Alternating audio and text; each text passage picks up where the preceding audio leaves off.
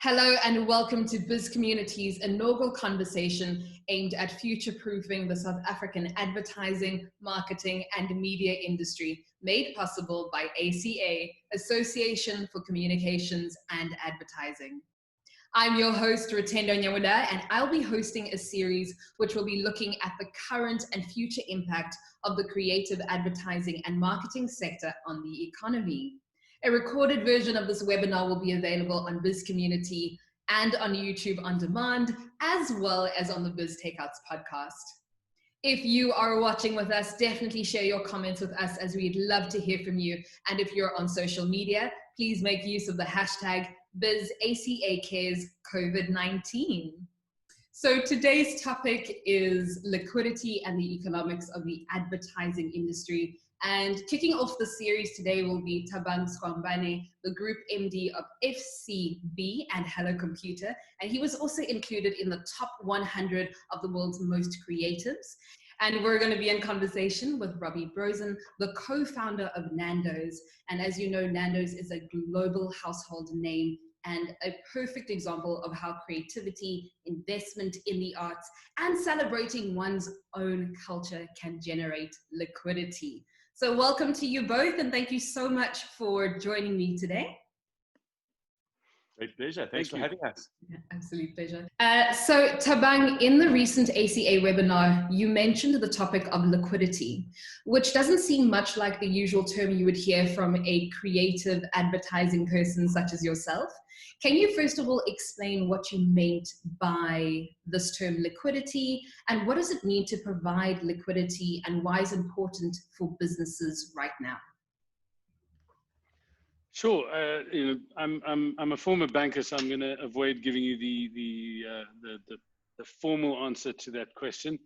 Liquidity ultimately is about cash, and we need cash to pay salaries. We need cash to pay suppliers, and of course, this keeps our economy going. And what's been happening in the economy is that the government has got a stimulus package and is trying to provide services or stimulus into the economy.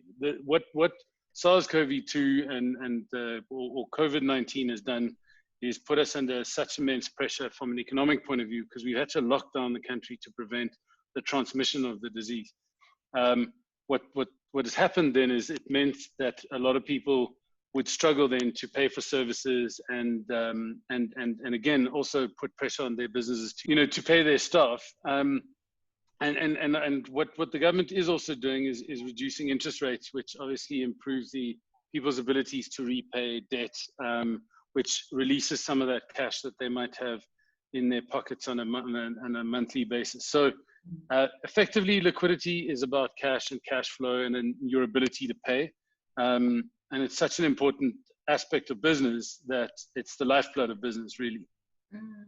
Thank you so much for that. And Robbie, coming to you, Nando's is a business that is not only known for its delicious chicken, but also its outstanding and distinctive campaigns. What, in your opinion, do you think can be done to ensure that businesses keep their doors open and the customers coming through, especially those businesses who have been deeply affected by the lockdown regulations? And also as we come up to, the easing of certain regulations from July. Thanks. I think that obviously liquidity, as T mentioned earlier, is essential. That you have to have had very strong relationships with your banks. I think that coming into this, very few companies had a stash of cash that was available just to readily available. Certainly smaller companies and it came so unexpectedly as well. And so it's about deep relationships with your banks, understanding your covenants that you've got, understanding you're probably going to break your covenants, and therefore that relationship is a critical part of anything. And I think that how you then sustain it, and once you've had that relationship and you're lucky enough to actually have the facilities that you can dig into. We were lucky enough to have that, and our kind of first priority was looking after our own people. That was critical. Nando's is an inside-out brand. We truly believe that. But I think once you've got that liquidity and once you've sorted out the kind of cash flow issues, which was like the first breath that we took, it was like, wow, what happened here? And we worked that out. you've then got to really dig deep and work as a team. And, you know, leadership is so critical. We as shareholders, you know, we've got really great leadership, and as shareholders, we stepped aside and let the leaders lead. And that's where corporate culture comes in. That's where purpose comes in. If you've got a company with great purpose, if you've got a company with great leadership, and you're very focused and streamlined, but you have to be creative. This is the time. For me, this was like the moment I thought that the crazy should start ruling the world. You know, it was really time for the real creative to come out. And we've seen some incredible campaigns from people, because that's what's going to keep the doors open. So having that liquidity, as T mentioned, essential. Without having a little sense of liquidity, you really are stymied. But then using that liquidity very wisely through being super creative. It's a great time for creatives. Definitely. And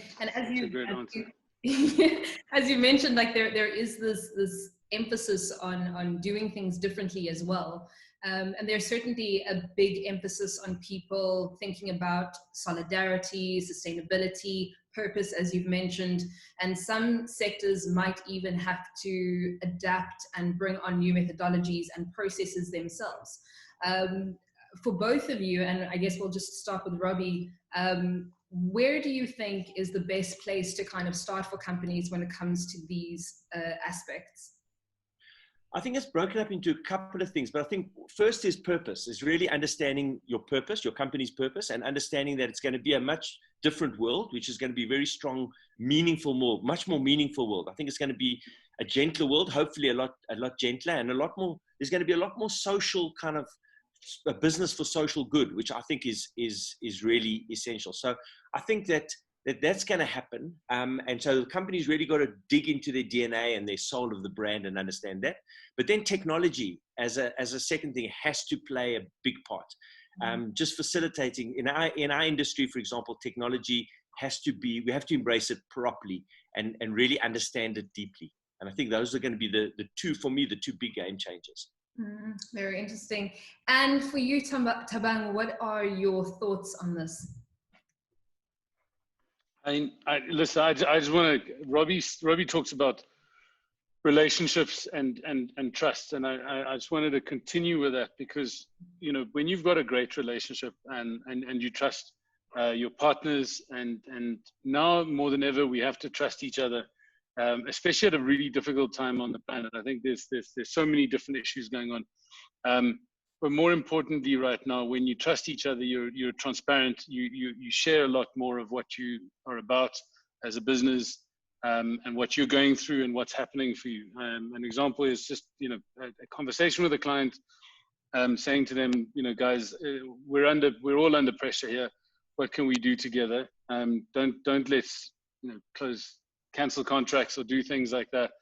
And the response was really positive and affirming. And now we've built up a relationship that's even stronger than it was before. And certainly that transparency and that trust has led to even better work. And I think in our industry, the creative services industry, the kind of relationships that Robbie talks about and we've over the years have you know, seen the kind of work that's come out of Nando's is because of that level of trust that they have in their relationships with their partners, their creative partners, in particular their agency and etc. And they have a wonderful team. And Robbie spoke about leadership. I think at this very moment in time, what you have to do is you have to try different things to see what might work. If you're not willing to test new channels, if you're not willing to test new formats, or go in new directions, or engage in different ways of working, you really aren't trying to use this particular moment in history as an opportunity to change the way that you can be reflected on in the future. You speak about, or you've mentioned the word leadership. And I think even for a number of companies, the way that you approach certain aspects and even with lockdown, and a number of things that are even happening in the global space as well. What kind of leaders are we looking for? What kind of leaders, what are the important qualities that a leader should be having or should want to enhance within themselves during this time?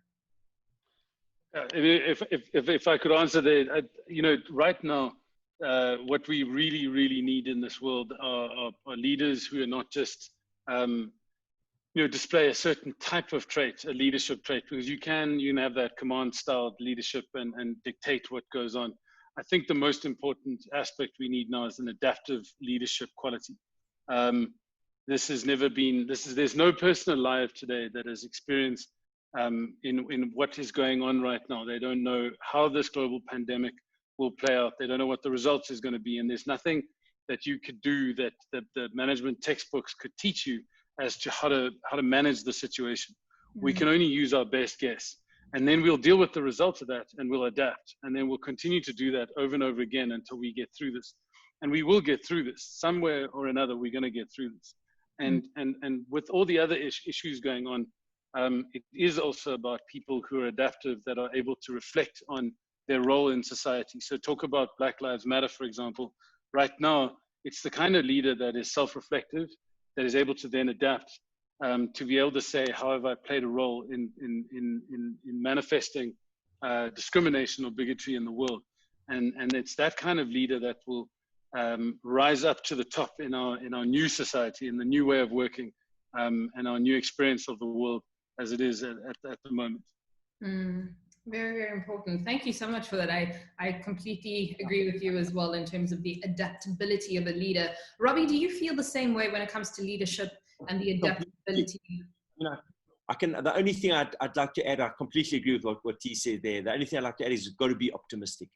I think that we've got to, there's like a positive optimism that, as Thabang mentioned, we don't know what's going on. Nobody really knows what's happening, but we do know we're going to get through this, and we do know we're going to get through this better, and we do know we're going to get through this optimistically and positively. And that to me is a critical. It's and it's not just bullshit optimism. It's true optimism, understanding that in leading through this time, you can never waste a good crisis. So you've always got to be doing certain things that strengthen the business over this time, but doing it in a very optimistic, positive way.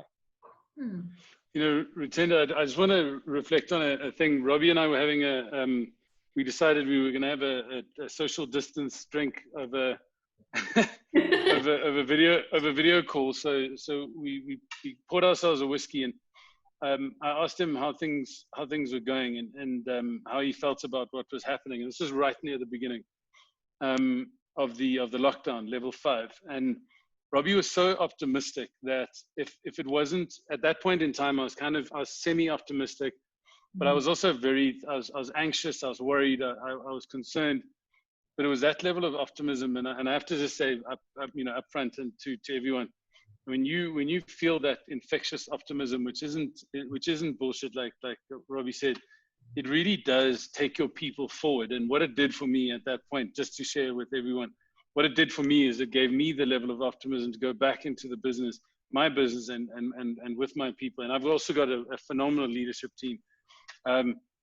And to share with them that this sort of optimism is our opportunity to really rise up above the ashes of whatever goes on, and to become one of the great organizations in our creative services industry in the world, not just in South Africa. So couldn't agree with Robbie more there. And thank you for that, by the way.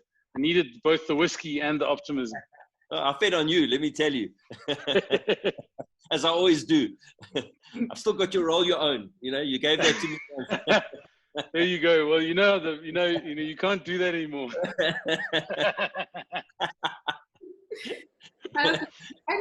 And Thabang, kind of staying on you and coming back to kind of the liquidity side of things. The creative services industries is not like your other, banking sectors or legal sectors. And, the creative services have been affected perhaps in a different way. So when it comes to marketing and communication and the communications industry, how have you been affected? How is the industry reacting to the current situation? And also, how are your clients reacting as well? So, I think this is a really critical point. Let's start with the clients. I think firstly, from a client point of view, their initial reaction was very much to have to see it from a rather pessimistic point of view. They were looking at, we were a cost, and they needed to cut costs. They needed to save on certain things. And what we ended up working on as relationships go, ourselves with our own suppliers, because we don't just produce things. There's production companies that produce our film. There's sound studios that make radio. There's a whole bunch of print for out of home and etc. And of course, and then a multitude of others in the digital space, from front and back end development, etc. And so all of this vertical supply chain that had to get together and start having conversations. And as Robbie said before, building up that trust in that relationship. So the first thing that happened was everyone realized we have to do more for less. And whilst this has been the case in our industry for years, it's always been a procurement-led more for less, which is now different. What I mean by that is when procurement are trying to cut costs, they're really just trying to get an extra 10% out of you to squeeze you to death. And they're just doing their jobs, I get it. But when you actually sit down and you go, guys, we have to win in the market, we have to win with the communication, we have to connect with the consumer, and we have to give people a sense of belief in what we offer as a brand and in what we do as a business inside of our society. That's when you start making magic. And I think that's what's been exciting about our this situation. It's put us in an incredibly difficult situation. And through that difficulty, we've come out with a very highly creative output that is, I think, more magical, because suddenly we're telling truths, we're speaking honestly with each other, and we're connecting with the consumer because we know we're talking to them in their homes, in isolation, not necessarily completely, but certainly in a version of isolation that feels very different. So you really have to connect with people and make magic. And that's what creativity eventually does, is it makes magic for brands. And speaking on kind of, I guess, the economics of advertising itself, how does that all work? And are you surviving? Would you say you're surviving the effects of this global pandemic? We will survive, and actually we will eventually thrive. But advertising, and excuse the language, is it's a cuck business.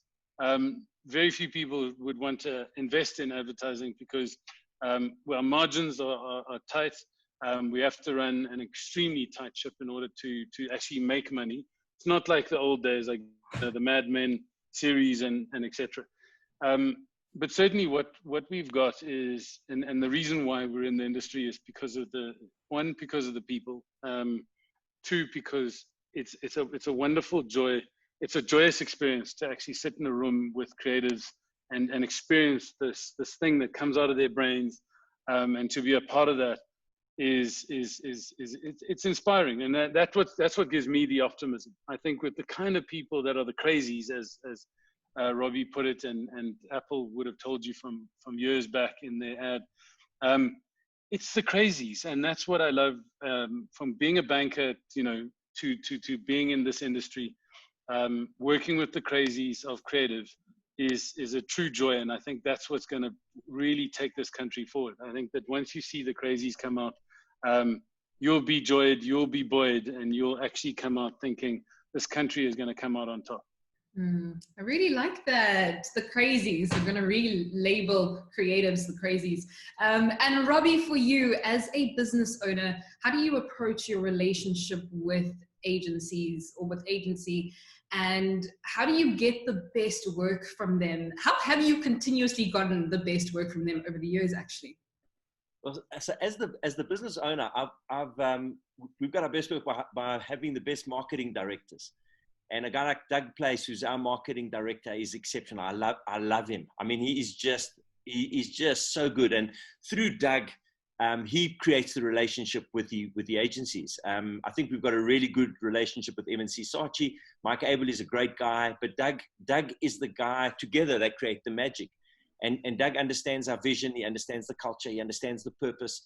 And through that, having a tight brief, and again, it's about trust, and it's about relationship. It's about, we're all swerving at the moment, and it's just a question of understanding that swerve, that we swerve together, because we're not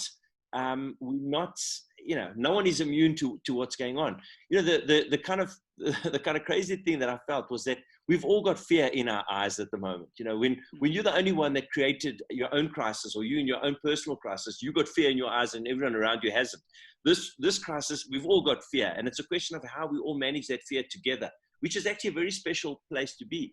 But the core thing for me is just having the right. The Nando's has survived through having some of the best marketing directors and some of the best agencies, and coming in at different intersections and being inspired by, I've been inspired by FCB, and with what Thabang and me personally, Thabang and his team have been incredible. Brett, for me, is one of the leaders in the agency world as well, and we as a South African kind of creative nation, that's what we've got. Is if you have to actually say to me, are we the best manufacturers in the world? We're never going to be the best manufacturers in the world. Are we going to be the best? I don't know. But what we've got is the best creatives. And for me, you just got to look at the diaspora of the creatives around the world and see how many South Africans are in different agencies around the world. And you've got to understand that one of our best kind of exports is our creative people. And for me, it's a very exciting moment to be in South Africa and to be South African at the moment. I mean, Thabang mentioned a little bit about Black Lives Matter, and the place to be dealing with that for me is South Africa. You're right, yeah. Because it's time again. We got the crazies, but it's time for us, for the dreamers, to wake the nation, because it really is a time we've got to shake government at the moment, and the crazies and the dreamers have got to shake government. Because it's through them, through some of the changes that they've got to make is where we can really start thriving, creating jobs. We've got to stop. I don't know. There's a lot of bullshit going on that we've just got to actually get through. And the creatives are the ones that, for me, and especially South African creatives, because we can change the world. From here, we can change the world. And that's the exciting part. And so having that relationship with your agency, but also having a relationship with other creatives. I mean, for me, it's such an important part of being, of the Nando's journey, is that we've used so many good creatives at different times and different parts, and it's been such a privilege actually. Sure. I think that was just certainly, even as a creative myself, so inspiring to hear that this is the time in the season for the creatives, for the dreamers to come up and do something different. The old ways of doing things, or the former ways of doing things, corporate style, is gone now, Gone. For that. and you've got to, the solutions are going to come from places where we never thought. There's going to be, you can't be thinking of the same thing and expecting a different outcome. It's not going to happen. We got to, content is king, and content doesn't necessarily have to be that expensive. It can be really, it's just good thinking, good creative, on a strategy, but at a different level sometimes. And that's the exciting part. And that's why we've got people like, Thabang gives me such inspiration for the future of South Africa. There's no place I'd rather be than right here, right now. It really is an exciting place. Sure. It's crazy. And Thabang, we're shitting ourselves, but we're shitting ourselves together. We're always on I prefer to swerve together rather than sit together there, Robbie. On the edge. We always feel like we're looking at the edge. But that's part of the energy of what, where would you rather be, in a place like this, or in a place where you just feel like you can't make any difference? You just can't make a difference. Yeah, we can. That's so true. And Thabang, for you, I guess any wrap or final thoughts or questions, not really questions, but any final thoughts or anything you'd like to say as we end today's segment? Absolutely. I think that the most important thing that Robbie talked about, and what we've been alluding to really is this incredible creative talent that we have in the country, and often creativity is seen as something that is artistic. It's either got to be language, or got to be music, or got to be something that you draw or paint or something. But the creativity is actually about alternative solutions that don't necessarily come from the place that you expected it to come from. It's the unexpected.